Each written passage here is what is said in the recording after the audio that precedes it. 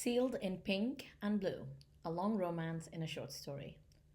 A writing prompt on the website of a writing group that I belong to stated, describe the wedding dress for your third wedding. The following is a flash fiction that resulted from participating in it.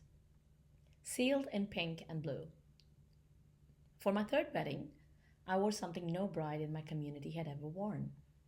It was our third and the only public wedding, even though our married life had begun 2 decades ago.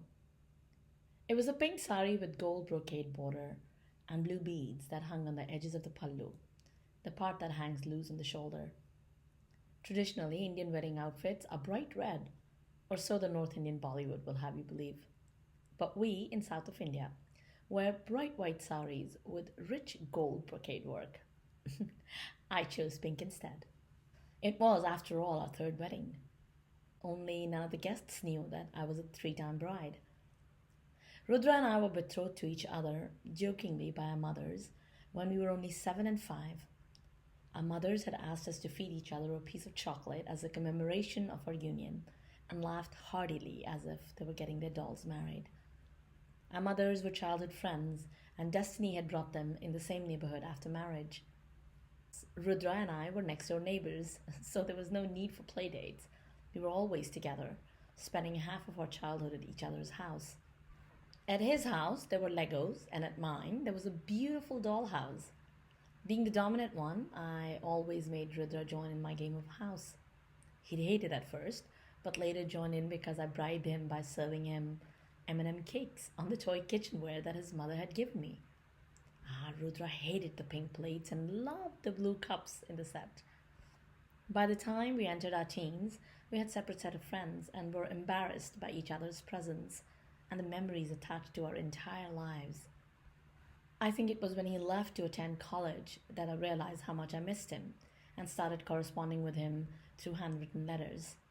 Many of my letters went unanswered until I complained to his mother and he sent a postcard telling me he was busy with exams. A few days later, his mother casually told me that he had a girlfriend. I debated for months before writing the next letter to him. The day after I mailed the postcard, I received a long letter from him. He told me all about his broken heart and nothing else.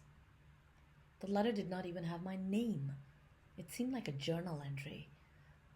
Except, he'd said everything in the paper he'd chosen to write on. On its corner was an image of a stack of pink plates, and there were tiny blue cups in the border. A large watermark of pink and blue kettle was at the center.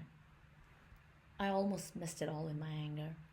2 days later, when it dawned on me, I understood the message in color, pink and blue. That I consider our second and most important wedding ceremony. No flowers or sacred fire, no guests nor any party. We were not even in the same city.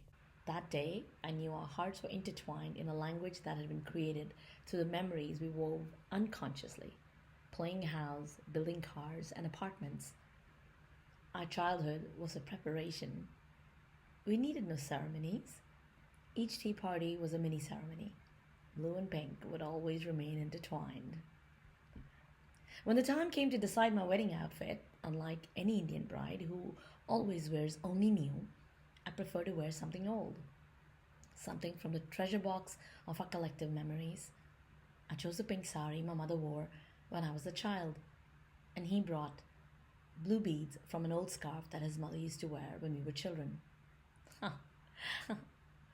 The seasoned seamstress did the rest.